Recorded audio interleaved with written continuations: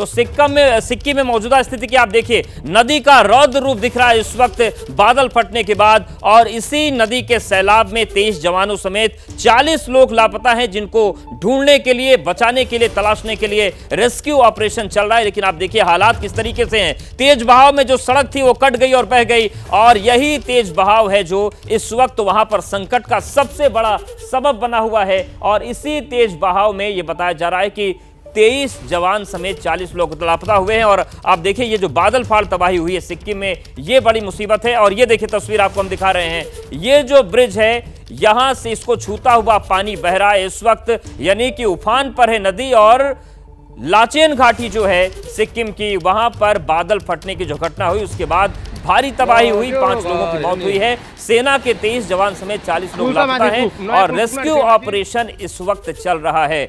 हमारी सहयोगी मनोज्ञा हमारे साथ बनी हुई। मनोज्ञा, जिस तरीके के हालात इस वक्त सिक्किम में यहाँ बने हुए हैं, ये बताया जा रहा है कि सिक्किम से जुड़े हुए जो पश्चिम बंगाल के क्षेत्र हैं वहाँ भी इस तरीके की उफान नदी का देखा जा रहा है। रेस्क्यू ऑपरेशन को लेकर क्या जानकारी? देखिए, तीस्ता नदी को अगर मैं कहूँ कि तो सिक्किम की लाइफलाइन है, लेकिन जब लाइफलाइन ही जिंदगी लेने पर उतारू हो जाए तो तस्वीरें कुछ ऐसी ही हो जाती हैं, इतनी भयावह कि त्रासदी का स्वरूप ले लेती हैं। इस समय प्रधानमंत्री नरेंद्र मोदी ने कुछ ही मिनट पहले सिक्किम के मुख्यमंत्री से बातचीत की, पीएस गोले से, और उनसे वहाँ पर स्थिति का जायजा लेने को कहा, और लगातार ये भी कहा कि अगर केंद्र सरकार की ओर से जो भी संभव मदद होगी वो दी जाएगी। लेकिन अभी आंकड़े बढ़ रहे हैं, 5 लोगों की मौत की खबर आ चुकी है और संख्या जो मिसिंग है उसकी बढ़ती चली जा रही है। इसके अलावा करोड़ों यानी कि सैकड़ों करोड़ों रुपए का पूरी तरह से नुकसान हो चुका है। 6 से ज्यादा डैम हैं जो पूरी तरह से प्रभावित हैं, ऐसे कई ब्रिज हैं जो पूरी तरह से नदी लील गई है। लील गई जब मैं ये कह रही हूँ तो इसका मतलब है कि 2 इलाकों के बीच में कनेक्शन पूरी तरह से खत्म हो चुका है। अगर आपको सिक्किम के बारे में समझना है तो वो एक लैंड लॉक्ड स्टेट है, यानी कि वहां पर जाने के लिए आपको सिर्फ और सिर्फ बागडोगरा के रास्ते से होकर, पहाड़ से होते हुए ही नेशनल हाईवे लेकर सिक्किम या गैंगटॉक तक जाना पड़ता है, जो कि रास्ता अब बहुत बुरी तरह प्रभावित है। भूस्खलन की वजह से, लगातार हो रहे भूस्खलन की वजह से अब स्थिति को सामान्य आने में कई महीने लग सकते हैं। यानी कि भयावह स्थितियां हैं, और क्या कुछ सिक्किम में हो रहा है वो भी एक बार देख लेते हैं, क्योंकि जिस तरीके के हालात हैं, जो तस्वीरें सामने आ रही है, जो भौगोलिक परिस्थिति आप बता रही हैं, उसके बारे में जरा बात करते हैं। सिक्किम में त्राही त्राही हो रही, क्योंकि भारी तबाही आई है।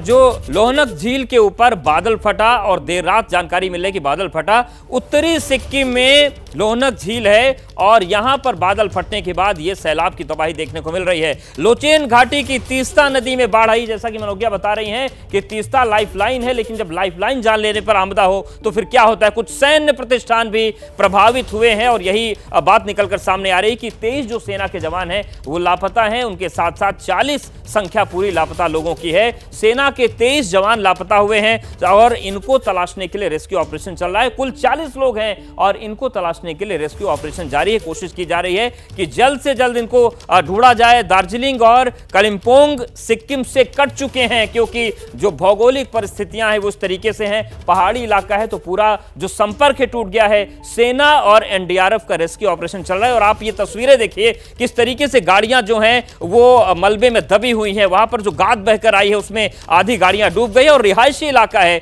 और आप देखिए जो लोग बच गए वो अब इस वक्त मदद की तलाश में है। और आप ये देखिए, ये जो एनडीआरएफ का रेस्क्यू ऑपरेशन चल रहा है, कोशिश की जा रही है कि लोगों को राहत पहुंचाई जाए, और जो लोग लापता हैं उन्हें भी वक्त रहते तलाश लिया जाए, क्योंकि जैसे जैसे देरी होगी जिंदगी की जो उम्मीदें हैं वो टूटती हैं। मनोज्ञा, जिस तरीके की तस्वीरें सामने आ रही हैं और जो भौगोलिक परिस्थिति आप बता रही हैं, ऐसे में रेस्क्यू ऑपरेशन भी करना कोई आसान नहीं होता, उसकी अपनी अलग चुनौतियां होती हैं। क्या सैलाब कम हुआ है या वैसा ही है? नहीं, सैलाब बिल्कुल कम नहीं हुआ है। अगले 3 दिन तक इस समय बारिश का फोरकास्ट है, यानी कि बारिश और पानी की जो स्थितियां हैं वो तो बद से बदतर होने वाली हैं। जब एक ब्रिज टूटता है तो उससे 2 इलाके की सिर्फ लोगों की आपस में बातचीत नहीं बंद होती है, लेकिन पूरा टेलीकम्युनिकेशन ठप हो जाता है। ना व्हाट्सएप कॉल चल रहा है, ना नॉर्मल कॉल चल रहा है, और प्रशासन को सिर्फ और सिर्फ अपने सिस्टम पर भरोसा करके चलना पड़ता है। अब आप अंदाजा लगा सकते हैं, अगर किसी रेस्क्यू टीम को रवाना भी किया जाता है तो उसे बारिश होने के कारण एयर के जरिए, यानी कि एयर टू एयर ट्रांसपोर्ट नहीं किया जा सकता है, जिसकी वजह से रास्ते लेने पड़ेंगे। और जब रास्ते ही नहीं बचे हैं तो फिर पहुंचेंगी कैसे रेस्क्यू टीम्स? ये एक बहुत ही संकीर्ण इलाका उस इलाके में पड़ जाता है, उत्तरी सिक्किम खासतौर से, क्योंकि उसकी अंतर्राष्ट्रीय सीमा का तमाम दिक्कतें आ रही। जैसे ही घड़ी का काटा दोपहर 2:30 पे आए, बबीता जी का दिल सास बहू साजिश के लिए मचल जाए।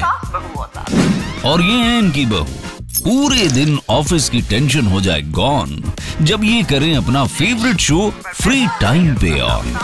इनकी तरह आप भी देखें अपना फेवरेट शो अपने टाइम पर और डाउनलोड कीजिए एबीपी लाइव ऐप अपने स्मार्ट टीवी पर।